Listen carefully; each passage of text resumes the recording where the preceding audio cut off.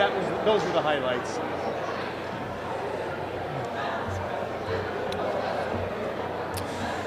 Good morning, Threshers.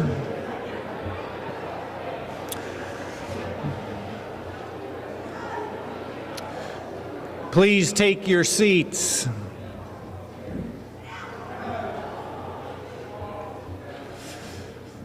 Welcome back from spring break. It's nice to have all of you back, and it's nice to see you again. I was hearing stories about all the activities that took place. It sounds very exciting. Today's convocation involves me and Megan Kirshner, and so I'm going to go ahead and get started on that. I want to start by recognizing what probably all of you think is kind of a strange title, continuity of care, right? That phrase, continuity of care, comes from the medical field and is used to explain the quality of care over time between an individual and a group of professionals. It is care that emerges from cooperative management, their term, among a team of people working together. I think this continuity of care framework is a useful analogy for strategic planning, which is the topic, at least in part, of our convocation today. The arrangement of cooperative management for the well-being of the institution, Bethel College, is exactly what happens when we participate together in the strategic planning process. Just a note, the continuity of care phrase might imply a sick patient, but that's not part of the analogy. It's a wellness analogy. Bethel College has had many strategic plans over the course of its 135 years. Almost all those strategic plans have a functional lifetime of anywhere from 5 to 7 years. Strategic plans are intended to provide clarity, bring the campus together around common causes, and convey to others what we intend to do in the future. Strategic plans set spending priorities. They help employees make day-to-day decisions about what to do with their time. They are good practice, and they're required by accreditors. Bethel's current strategic plan was approved in 2015 and will come to an end in October of 2022. So, with that in mind, we've been working since January of 2021 to develop 5-year plans around a set of strategic priorities that were developed by the Board of Directors and me during the 2020 calendar year. These, in turn, were motivated by the rewrite of our mission, vision, and values back in 2019. You have the strategic priorities in front of you, all 7 of them. Each one of those strategic priorities has a general 5-year plan associated with it, with the exception of strategic priority 7, which got added and approved by the board just about a month ago. So there is no 5-year plan for that, and you don't have the 5-year plans available to you right now. We are now at the point where we are adding details, estimating costs, and sequencing our steps. These strategic priorities build on Bethel's long-standing strengths, including ideas of academic excellence, social justice, and the liberal arts. In other words, the strategic priorities have elements of continuity over time. They also represent care by the leaders of the institution to provide the best possible experience for you and the students in the future. Hence that analogy again, continuity of care. We know there is a need, as you look over the strategic priorities, you'll recognize, and I hope it's clear that we know there's a need for more support for students, including everything from mental health to transportation. We know there's a need for innovations on the curricular front, some of which include drawing from more diverse authors and leading to better career preparation. We want to elevate the college and its stories by building community through a Thresher media network. We live in a media-rich world. And we want to ensure that students are employable upon graduation, for college is more expensive now than ever in the past. And thus we and higher education leaders around the country have to do more to ensure that our graduates are rewarded from their college experience. We want you to be employed when you leave. And how do we do that? Well, cooperative management also means making these priorities alive by enriching them and bringing them to reality. I'm grateful for the Strategic Planning Committee, which was in place from February of 2021 all the way through to October 2021, which laid out the general 5-year plans. I'm also grateful for the vice presidents and unit leaders that have already brought them to life and are in the process of bringing them to life. I know the faculty have been working diligently with Vice President Milliman on a new set of courses around vocation. That's exciting work.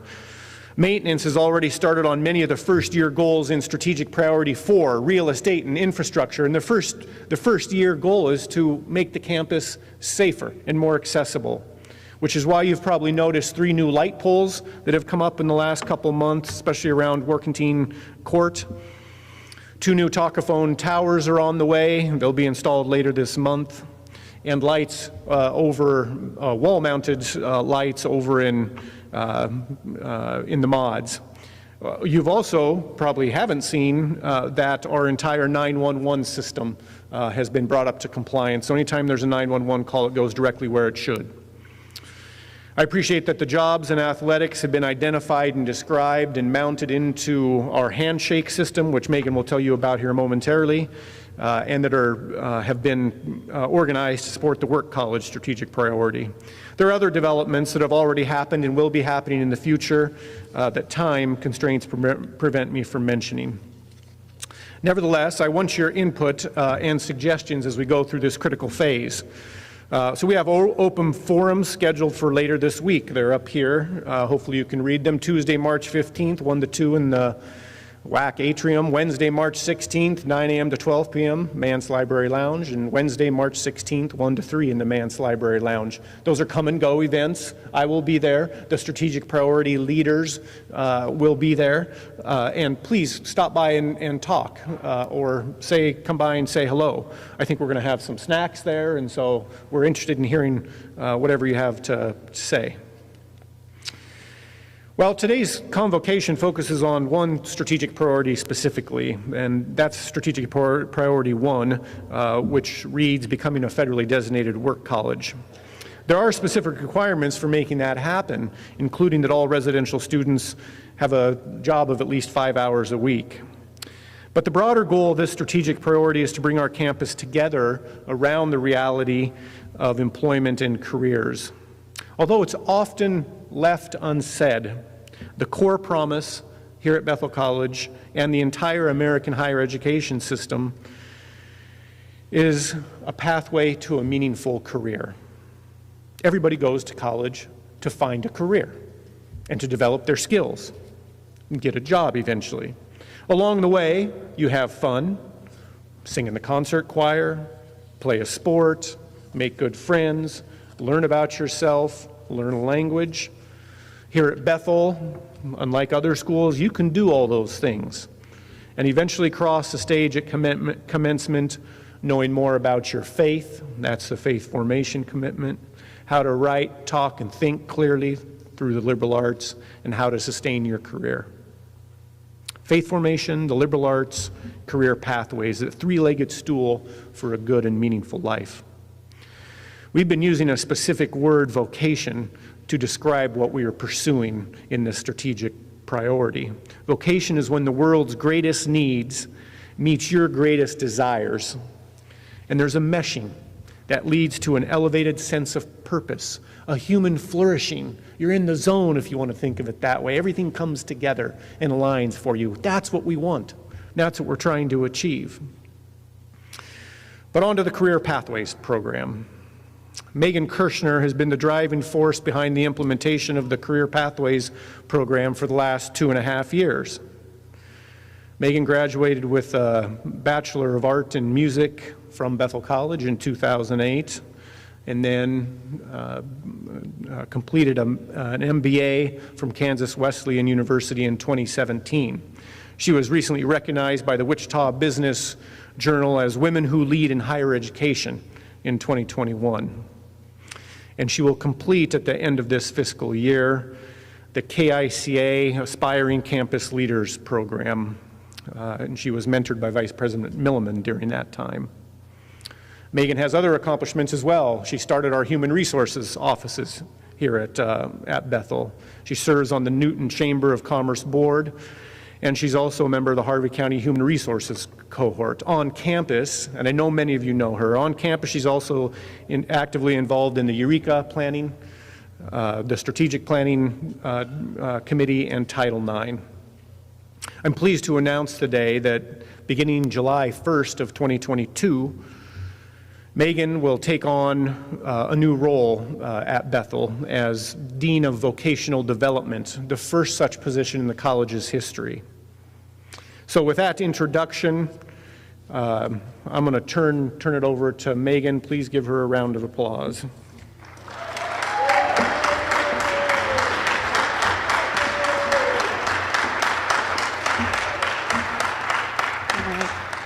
Thank you, John. So if you have come to my office for resume guidance, you have likely heard me say that you should feel confident in talking about your successes, which for some is easier said than done and may feel awkward, me included. But I'm going to go out on a limb and say that there are some great things that are happening in the Career Center that I think that you guys should know about. So this first one is student outreach. Student outreach is the number of student appointments that I have, the number of students in classroom presentations that I go and speak in, and the number of prospective student visits. This number has increased by 375% from 2017 to 2018. Individual student engagement, which is the number of individual students that I see every year for career-related services. This number has increased over 170% from 2017 to 2018. And classroom engagement, which is where I've been a guest lecturer in classrooms, has increased by over 140% from that same time frame. These increases would not be possible without the help of the Career Center's student workers, past and present. Noah, I'm looking at you. A couple of other things that John has also mentioned, Handshake implementation. So using Handshake has allowed us to lower the barriers for nationwide employers to reach out to you, our students, and help you find meaningful internship and job opportunities no matter where you are. Companies like Amazon, IBM, Tesla, JP Morgan, and Goldman Sachs are all actively recruiting students through Handshake, and now you have easy access to apply for opportunities in these organizations. Maybe big companies aren't your thing. The cool deal with Handshake is that you can also find local, smaller organization opportunities as well. The Career Center, I've had a prominent presence in the Newton community. Since 2020, I have been the Bethel representative on the Newton Area Chamber of Commerce Board, and this benefits you as students because the relationships with organizations I'm able to develop and nurture. The more that local organizations know about you and the great things that you're doing, the more interested they are in employing you and getting involved with the college. Partnership with the W. So the W is a young professionals division of the Wichita Chamber of Commerce, and they have reached out because they are very interested in offering you internship and professional development opportunities as Bethel College students. So that relationship is going to continue to grow, providing you with more opportunities. I was recently awarded a $10,000 professional development grant from NetView. Now, while this doesn't necessarily benefit you as students directly at this moment, it is broadening the conversation amongst faculty and staff in terms of vocational discernment and reflection. All right, hold up, Megan. What does vocational discernment and reflection mean? Well, vocation is a response to what you feel called to do based on your strengths and gifts that you can offer the world to make it a better place through service, creativity, and leadership. It isn't just your career or your job, your paid work. Everyone actually has multiple vocations. Not only am I a college employee, I am also a mother, a wife, a connector, a musician, albeit that last one is very rusty. Discernment means discovery. So vocational discernment is discovering and reflecting on how you can make the world a better place with your unique gifts. And the last one is kind of cool. So someone thought enough of me to nominate me as a woman who leads an education to the Wichita Business Journal. I love being a bridge for people's success. It's what makes me tick. It helps me get up in the morning, and it helps me stay motivated. All right, enough about me. It's time to hear about some of our students in the current Career Pathways program. Hi, my name is Tomas Garcia, and I'm part of the Career Pathways program. I'm majoring in business, and I'm working as an event staff leader. Basically, my job is to make sure that everything is set before every sports game.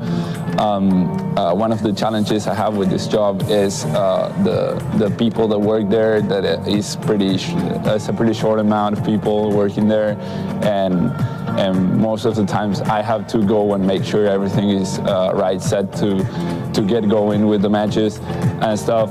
And a challenge was that, and something that I like about the job is that I met new people and I know how to manage the different places of the job that I have to do. And why should Bethel students know about this program? I think that it's a program that gives you experience and knowledge of different things for the future. Thanks. I'm Bryce Wilson. I am a junior music education major from Sterling, Kansas, and I'm planning to be an instrumental music teacher. For my Career Pathways placement, I'm the social media manager of the music department. Hi everyone, my name is Milan Bucek. I'm involved in Career Pathway program and I work with my tennis coach.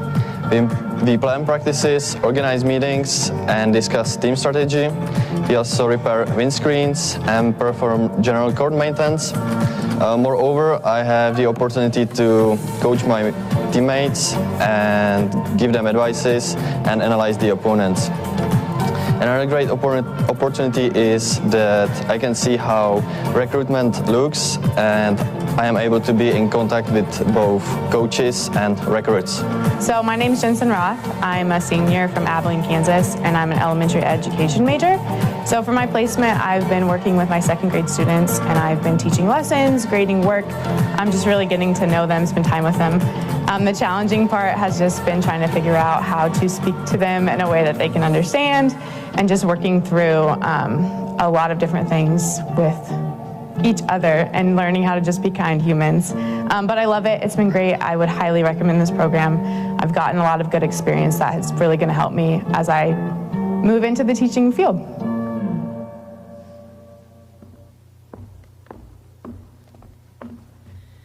So we've had a total of 11. Hi. Of 11 current Career Pathways students. You heard from a few of them, and now I'd like to welcome Bryce and Taylor up here to answer a few questions.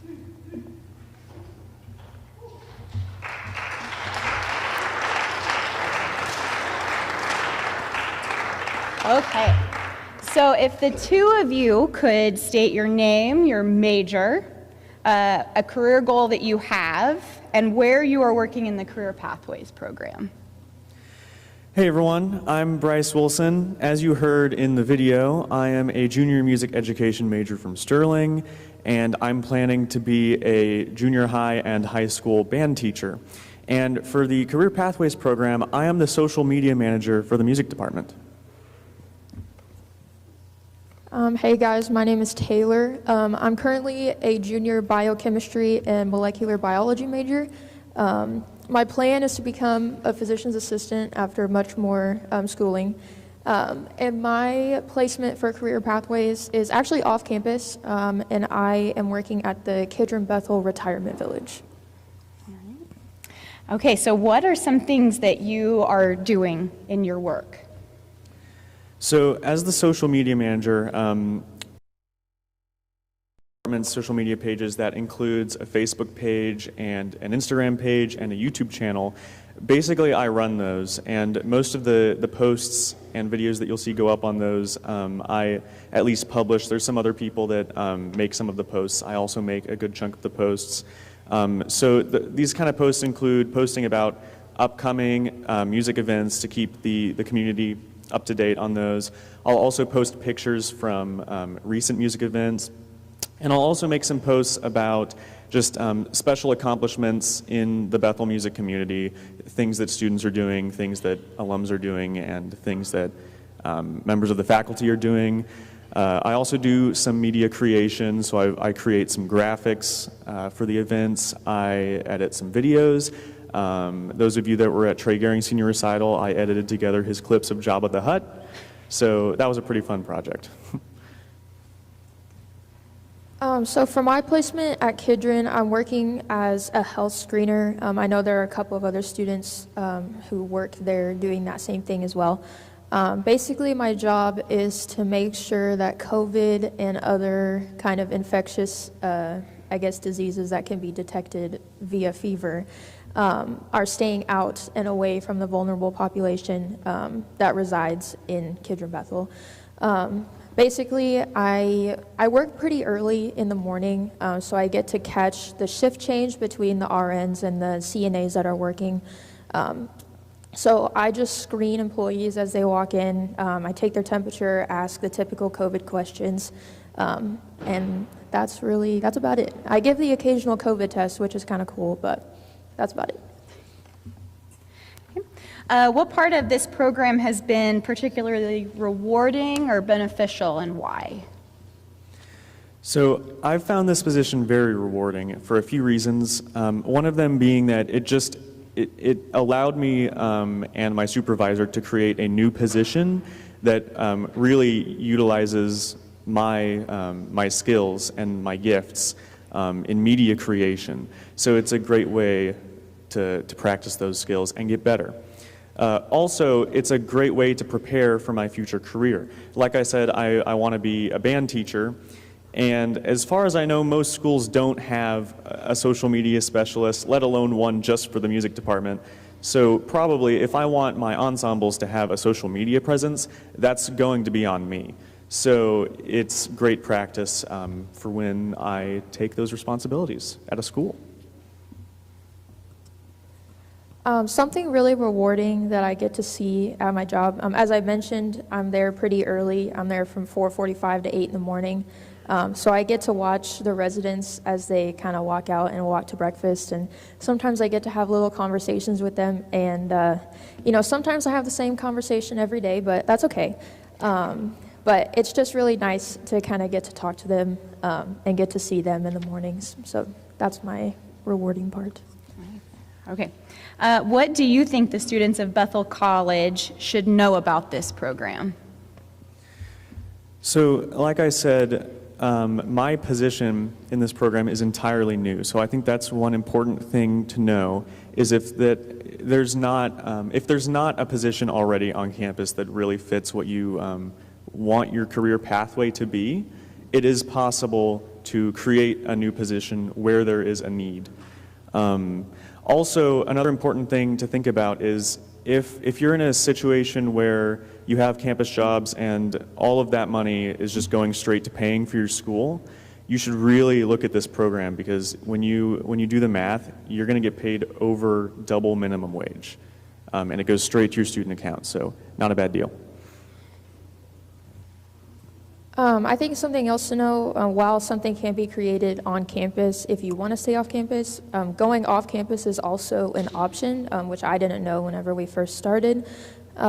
Something else that I think everyone should know is just the experience that you're going to have is unlike any other. Like, while I'm sitting at my little table taking everybody's temperatures, I'm learning little things along the way, a big one being communication with people that I don't know.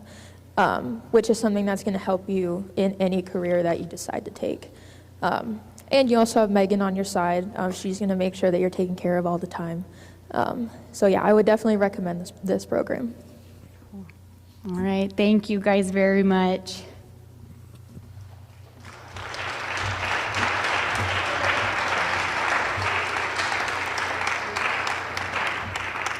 Okay, so now it is your turn to get involved with the Career Pathways program. Applications are currently open on Handshake. Just be sure to look for jobs that start with the phrase Career Pathways. A couple of things. So who qualifies to be part of this program?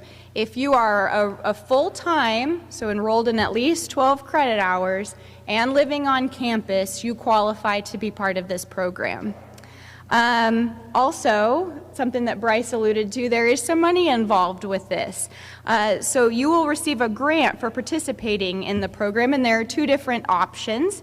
The first is a $2,500 annual grant for 80 hours of work per semester, which comes out to about 5 hours per week if you were to look at it in that way. The second option is a $5,000 annual grant for 160 hours of work per semester, which is about 10 hours per week. So be on the lookout for an email coming from me this afternoon about additional details and links to get you onto Handshake to apply for these opportunities.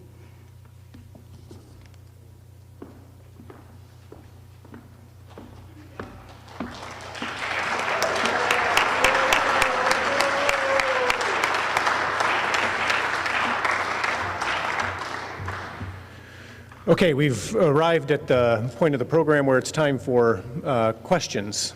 I'm happy to answer questions. Megan's, I think, is probably happy to answer questions. And I'm hoping that Bryce and Taylor, you'd be willing to answer questions about your experience if somebody asks them to. Is that all right?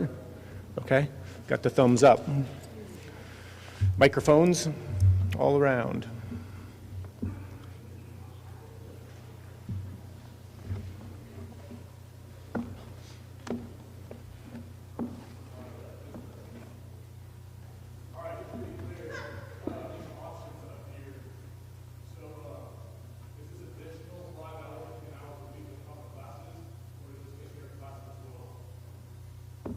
These would be in addition to the classwork.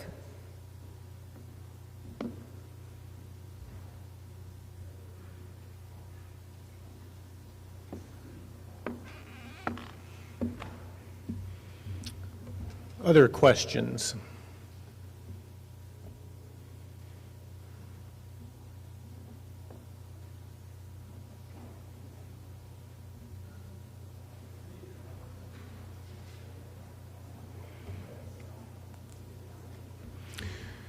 Just a note about Megan's new position as Dean of Vocational Development. I forgot to add that the development really applies to a three-pronged approach. Those of you who have been working closely with Megan, that will continue one-on-one. That's part of the goal of the position. So it's development by the individual student. It's development college-wide. That's the other kind of second focus. And then the third focus is really development of vocational activities in the community as well. And a good portion of Megan's portfolio is outward facing from the college. She can put you in touch with a lot of people at the Chamber of Commerce and a lot of potential employers. Further questions for Bryce or Taylor or me or Megan?